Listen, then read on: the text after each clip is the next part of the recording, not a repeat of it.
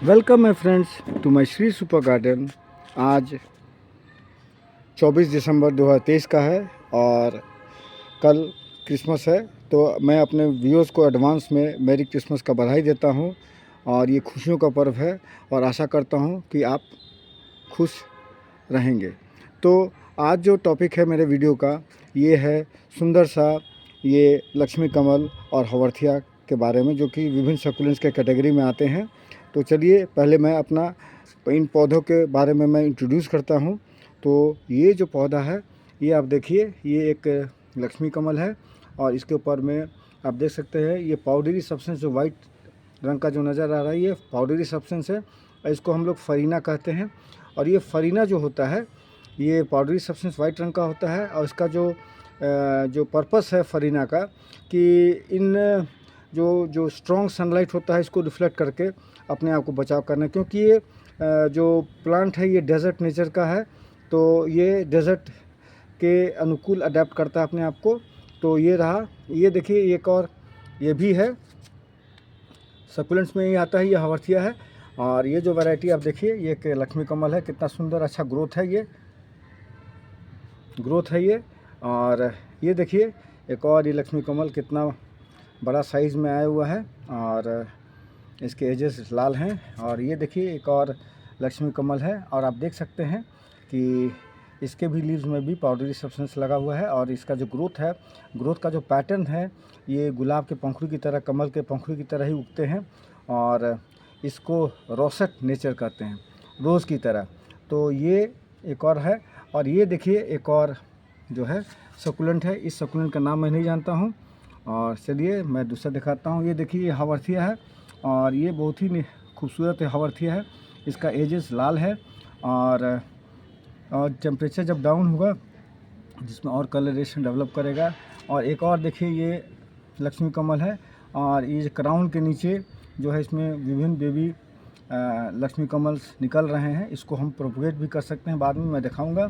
और ये देखिए दूसरा वैरायटी है, ये देखिए ये दूसरा जो हवर्थिया है इसका पैटर्न आप गौर से देखिए। और ये देखिए एक है, ये छोटे छोटे पत्तों वाला है और बहुत ही सुंदर सा, ये हैंगिंग बास्केट में भी आप इसको लगा सकते हैं। तो और ये देखिए एक और हवर्थिया है, इसका लीव्स जो है थोड़ा सा मोटा होता है, लेदरी होता है। और ये जो इनके पत्ते में जो सकुलेंट्स होते हैं ये पैरेन्काइमेटस सेल के बने होते हैं और ये इसका जो फंक्शन होता है पानी को स्टोर करने का, तो उसी के लायक ये अडेप्ट अपने आप को करते हैं डेजर्ट नेचर के लिए। और ये देखिए कितना बड़ा सा ये लक्ष्मी कमल खिला हुआ है। और खिला हुआ क्या मतलब, इस पत्तों का है, ये लगता है कि फूल की तरह ही खिला हुआ है। और देखिए मैं पानी आज सुबह डाला था तो पानी जो है ये मोती की तरह चमक रहा है। और इसका कारण है ये फरीना के चलते। ये फरीना जो होता है ये हाइड्रोफोबिक होता है, ये वाटर रिपेलिंग होता है, तो उसके कारण ये मोती की तरह चमकता है। जिस तरह से कमल के पत्तों पर पानी गिरता है तो मोती की तरह चमकता है, इसका कारण यही है। और ये देखिए एक और लक्ष्मी कमल, ये लाल रंग का इसका पत्ता हो चुका है और ये दूसरा वैरायटी है। और ये भी है सकुलेंट्स ही है और ये लक्ष्मी कमल तो नहीं है मगर ये सकुलेंट्स का वैरायटी का है। और ये एक हवर्थिया है, ये हवर्थिया को हम लोग ज़ेब्रा प्लांट भी कहते हैं। और ये देखिए कैक्टस है और ये कैक्टस जो है ये पत्ता लाल रंग से विभिन्न येलो कलर, और ये जो कलरेशन जो होता है due to different pigmentation, chlorophyll है, ज़ैंथोफिल है, कैरोटिनॉइड है, और इसके कारण ये जो लाल रंग जो है डेवलप होता है। तो आप देखिए। और ये देखिए एक और हवर्थिया। तो ये मैं सारे इंट्रोडक्शन अपने सारे पौधे के बारे में दे चुका हूँ। अब चलिए इनको ग्रो करने के लिए कुछ एस्पेक्ट्स में, इंपॉर्टेंट एस्पेक्ट्स में बताता हूँ। तो आप देख सकते हैं कि कुछ पॉट्स प्लास्टिक में लगाए हुए हैं मैं, मगर अधिकतर पॉट्स में प्रेफर करता हूँ क्ले पॉट में। क्ले पॉट में होता क्या है कि पहले तो छोटा सा क्ले पॉट लेना है, ज़्यादा बड़ा साइज़ आप नहीं लेंगे। जो आजकल जो नर्सरी में या जो पॉट लेने जाते हैं, मैं इसको स्पेशल डिज़ाइन करके बनवाया हूँ। ये पॉट, ये छोटा साइज़ का पॉट है। और पानी डालने से क्या होता है कि इसका सरफेस जो होता है, ये सरफेस जो होता है ये भीग जाता है, ऐसे कंटिन्यूसली इवापोरेशन होता है। तो इसका फ़ायदा एक और है गर्मियों में कि इवापोरेशन कॉजेज कूलिंग, और उसका जड़ जो है ठंडा रहता है। और पानी अगर अधिक अधिक डाला गया तो भी कोई दिक्कत नहीं है, वो पानी इवापोरेट करके जल्दी ख़त्म हो जाता है। क्योंकि इन पौधों में प्लांट्स जो होते हैं, ये जो लक्ष्मी कमल और हवर्थिया है, ये पानी ज़्यादा लाइक नहीं करते हैं। पानी अगर हम लोग देते भी हैं तो पानी जल्दी से ड्रेन आउट हो जाना चाहिए और जल्दी से सूख जाना चाहिए, इसीलिए हम लोग इसको जो है। अब मैं सनलाइट रिक्वायरमेंट के बारे में, इन पौधे के बारे में बताऊंगा। तो अभी जाड़ा का समय है और टेम्परेचर लो और ह्यूमिडिटी लो है, तो मैं इसको डायरेक्ट सनलाइट में रखा हूँ। मैं करीब 10 दिन पहले मैं इसको नीचे से टेरेस पर लेके आया हूँ और डायरेक्ट सनलाइट में रखा हूँ। और ये जो सनलाइट है, ये इसमें सनलाइट का जो प्रॉपर्टी है, जो मैं विशेषता आपको मैं बता दूं कि सनलाइट जो होता है उसमें एक विजिबल सनलाइट होता है। तो विजिबल सनलाइट में हल्का फुल्का जो है थोड़ा बहुत जो अल्ट्रा वायलेट है, और फिर जो सनलाइट है, ये जो होता है ये फंजीसाइडल और बैक्टीसाइडल प्रॉपर्टी होता है। तो इन पौधों पे ये जो अटैक होता है बैक्टीरिया का, फंगस का, वो अटैक नहीं होने देगा, पहला जो फैक्टर है। और दूसरा फैक्टर है कि ये जो धूप जो है, धूप से ही जो है ये पौधा जो है अपना खाना बनाता है, फूड बनाता है। तो खाना बनाने के लिए पर्याप्त धूप उसको मिलता है। और जाड़ा का जो धूप होता है बहुत ज़्यादा स्ट्रॉन्ग नहीं होता है। जाड़ा का जो धूप होता है वो ऑब्लिक रेज आता है, जो तिरछा जो धूप आता है इसमें, तो बहुत ज़्यादा टेम्परेचर पत्तों पर नहीं आता है। तो इसके कारण क्या होता है, इसका ग्रोथ मेंटेन रहता है और कोई कीड़ा, कोई फंगस, कोई बैक्टीरिया अटैक नहीं होने देता है। तो ये तो रहा सनलाइट रिक्वायरमेंट। अब रहा टेम्परेचर और ह्यूमिडिटी के बारे में।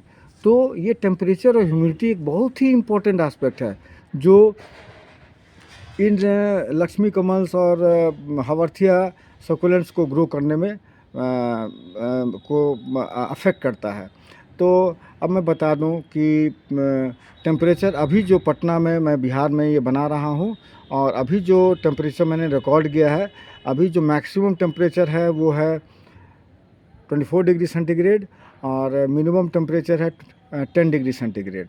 तो ये जो टेम्परेचर दिसंबर का आप देख सकते हैं, अभी जो मैं पटना में हूँ, तो ये जो टेम्परेचर अनयूजुअल टेम्परेचर है, बिकॉज 24 डिग्री सेंटीग्रेड जो है दिसंबर के समय में, it is due to climatic change. ये जो क्लाइमेटिक फैक्टर है मनुष्य के कारण और टेक्नोलॉजीज़, विभिन्न टेक्नोलॉजीज़ के कारण जो है, ये हम लोग जो है वातावरण को, क्लाइमेटिक चेंज जो है ड्यू टू ह्यूमन जो है चेंज हुआ है। तो हम लोग को प्रकृति की तरफ ध्यान देना चाहिए और प्रकृति जितना पेड़, जितना वृक्ष हम लोग लगा सकें वो लगा सकें, ताकि जो क्लाइमेटिक चेंज से बचें। तो चलिए, ये तो हो गया। और रहा कि टेम्परेचर और ये, तो अभी दिसंबर का महीना जो टेम्परेचर जो मैं बताया, ह्यूमिडिटी कम है, तो इन पौधों को नुकसान नहीं पहुंचाता है। इन पौधों को नुकसान क्या चीज़ पहुंचाता है, ये बहुत ही मोस्ट इम्पॉर्टेंट फैक्ट है। मैं अपने अनुभव के द्वारा मैं देखा हूं कि ये पौधा बहुत अच्छा ग्रो करता है। और जब ये जैसे पहले, अभी जो दिसंबर है, तो चलिए मैं स्टेप बाय स्टेप बताता हूँ।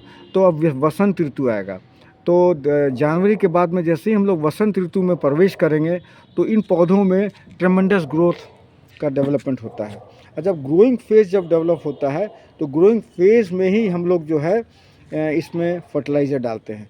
तो ग्रोइंग फेज़ में क्या फर्टिलाइज़र डाल सकते हैं, तो ग्रोइंग फेज़ जब आएगा उस समय मैं आपको एक वीडियो बना के दिखाऊंगा कि ग्रोइंग फेज़ में हम लोग कैसे प्रोपोगेशन करेंगे और क्या क्या फर्टिलाइज़र डालेंगे। तो ये तो रहा टेम्परेचर और सनलाइट के बारे में। एक बात मैं बताना चाहता हूँ कि संक्षेप में बताना चाहता हूँ कि जब मार्च के बाद जो टेम्परेचर हाई होने लगता है, अप्रैल, मई, जून, तो टेम्परेचर, तो इन पौधों का, इन पौधों के लिए दुश्मन होता है हाई टेम्परेचर और हाई ह्यूमिडिटी। तो अप्रैल से लेकर जून तक टेम्परेचर बढ़ने लगता है, मगर ह्यूमिडिटी उतना नहीं बढ़ता है। तो क्या होता है, हाई टेम्परेचर तो एक नुकसानदायक हो जाता है, ये पौधा स्ट्रेस में आ जाता है हाई टेम्परेचर से। और फिर जैसे ही बरसात आता है, तो दोनों एस्पेक्ट इसके लिए नुकसानदायक होता है, हाई टेम्परेचर और हाई ह्यूमिडिटी। और ये जो हाई टेम्परेचर और हाई ह्यूमिडिटी होता है, इन पौधों को लिए फंगस और बैक्टीरिया का अटैक होता है, क्योंकि इनके जो पत्ते होते हैं बहुत ही कोमल होते हैं, ये सक्युलेंट्स होते हैं। इनके जो सेल वॉल होते हैं बहुत ही मुलायम होते हैं, तो इसमें बहुत जल्दी से बैक्टीरिया और फंगल का अटैक होता है। तो ये जो सबसे बड़ा जो दुश्मन इन पौधों का है, ये है फंगस का और बैक्टीरिया का। और ये एक कारण और है फंगस और बैक्टीरिया को अटैक से बढ़ाने का, वो है पॉटिंग मिक्स। ये जो पॉटिंग मिक्स हम लोग डालते हैं, छोटा सा पॉट डालते हैं और मिट्टी का पॉट, और उसमें पॉटिंग मिक्स भी कम डाले हैं। और तो क्या होता है कि पानी अगर यदि हम लोग डालते हैं तो पानी इसका जल्दी सूख जाना चाहिए। इंटेंशन यही रहना चाहिए कि पानी इसका जल्दी सूख जाना चाहिए, और पानी जब भी हम लोग डालते हैं तो पानी बहुत ही जल्दी ड्रेन आउट हो जाना चाहिए। तो ये वेल ड्रेन्ड पॉटिंग मिक्स इसका होना चाहिए। तो चलिए आपको मैं वीडियो इसका बना के दिखाऊंगा कि कैसे इसका हम लोग वेल ड्रेन्ड पॉटिंग मिक्स बनाते हैं। तो क्या होता है कि ये जो टेम्परेचर और ह्यूमिडिटी जो है हमेशा एक समान नहीं होता है, तो सबसे बड़ा चैलेंज इन पौधों को जो होता है बचाने का होता है, वो बरसात के बाद रहता है।